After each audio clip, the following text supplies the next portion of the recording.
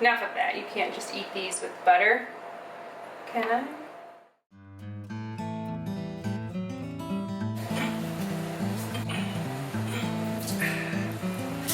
I was just getting ready. Hey y'all, making some scones today. We are going to use cardamom from the bulk store here in Longmont. Used in Indian food. Usually you see them in the little pot. Dates. If you guys have ever seen dates before, like what is that? That's so crazy. Inside of the date, you don't want to eat the seed.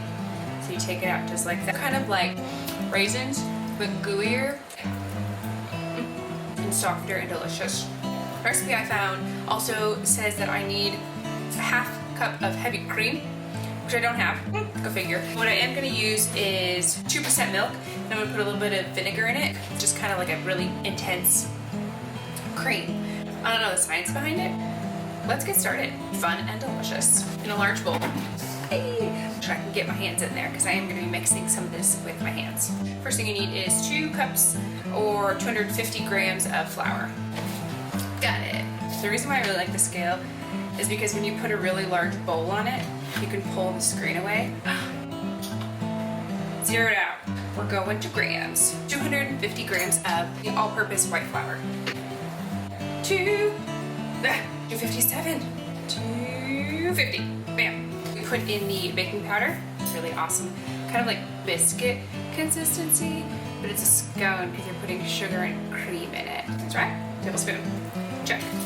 Sugar. 40 grams or 3 tablespoons. Now that's the other thing I love about scones is that they're not really that sweet. You don't need a lot of sugar in them to make them taste delicious. I'm just using regular old granulated sugar. 1, 2, 3. Half teaspoon of salt. It always seems like so much salt, but it's really not. At first I thought it said half a tablespoon. Oh dear. A 4th teaspoon of cinnamon. This is where I kind of budget a little bit. I'm gonna do a little bit more than a 4th. Start with a 4th. And I'm gonna add just a teeny bit more. An 1/8 teaspoon of cardamom. I don't have an 1/8 teaspoon on here. So I feel like if I just do half of a quarter, that's enough. A little bit really does go a long way. Now we're just gonna give it a little bit of whisk.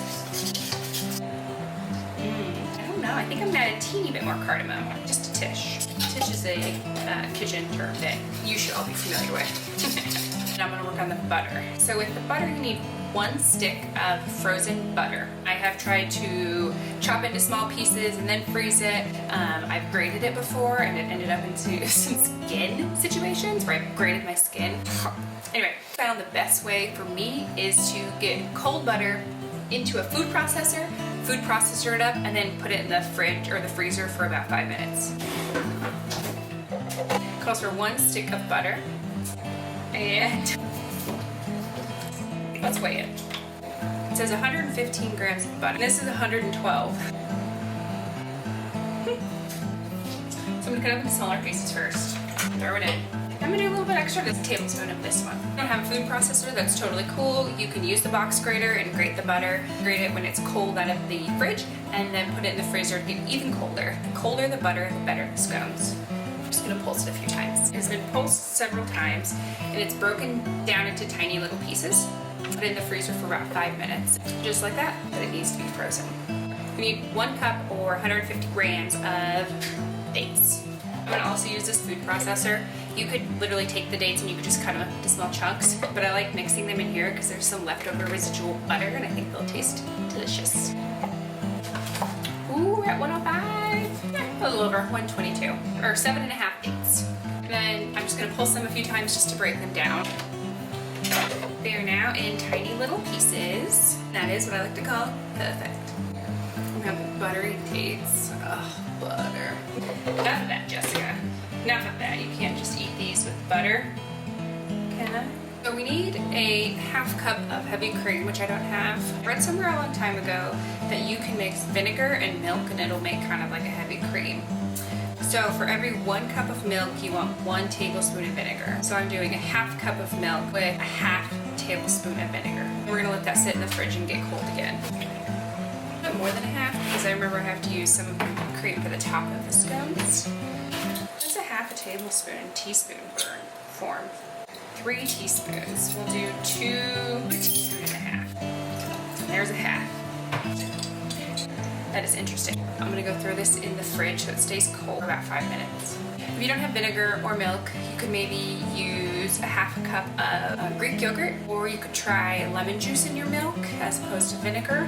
Lots of different ways you could do that. You could even make buttermilk with melted butter and milk in the standing mixer, but I didn't want to do all of that. Cold butter, cold milk, cold scones, when you put it into a hot oven, makes it taste so delicious. So I just put flour onto a silk pat and put the silk pat on my counter because when my dough is ready, I'm gonna roll it out onto that and I'm gonna cut it into its slices. You can use a chopping block, cutting board, or anything like that to make sure that it is lightly floured so that the dough doesn't stick. She cold. A lot of people will use a fork. I like to use my hands because I like to feel the flour to make sure that it's the consistency that I want. Wash your hands first. Just drop in your little butter bits. And this is the fun part. Literally just mix together the flour with the butter in between your fingers. You just need to get some aggression out. If you're really upset about something or stressed, this is really good because you can just grip it. You don't want to put your hands in it too much, the butter in your hands, because it'll melt. Cold butter in there. Keep mixing it up until like wet sand. It already smells amazing. Like I just want to eat it. Feel how cool and cold it is. That's what you want it to be like. So it's got some chunks in there, which is the butter, and it's just a little bit thicker. It's kind of like cornmealy. Now we need to mix the wet ingredients together before we put them into the flour. I'm gonna do half cup of milk in here, right? Cold. We're gonna do 1 egg. Did you guys see that? And now some vanilla extract. 1.5 teaspoons. A double spoon action. Now we're gonna add the chopped dates, and the liquid mixture. Just mix it up. You wanna act fast. Keep the butter cold, kind of like cookie dough. Okay, all right, y'all.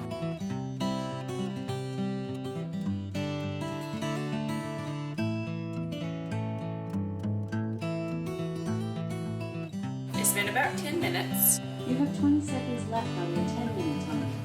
Sometimes when you know, you just know. Oh, little frozen babies. So I'm going to get the heavy cream, put it over the top of the scones, and then sprinkle them with a little bit of granulated sugar. Sugar. Dun, dun, dun, dun, dun. Oh, honey, honey, honey. Dun, dun, dun, dun. And you got me watching you. Doesn't have to be pretty, as long as there's some on there. And then just sprinkle it on top. Alright, so into the oven for 20 to 25 minutes. See in about 20. Alright, y'all, it has been about 18 minutes. Take them out now. Ooh-wee! Add these babies. Perfectly golden brown on the top. Deliciously golden. They smell good. Should we try a little bit? Just a little bit?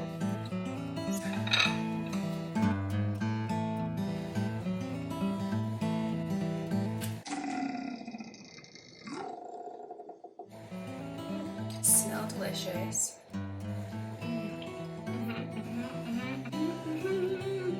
Oh wow, these are so good.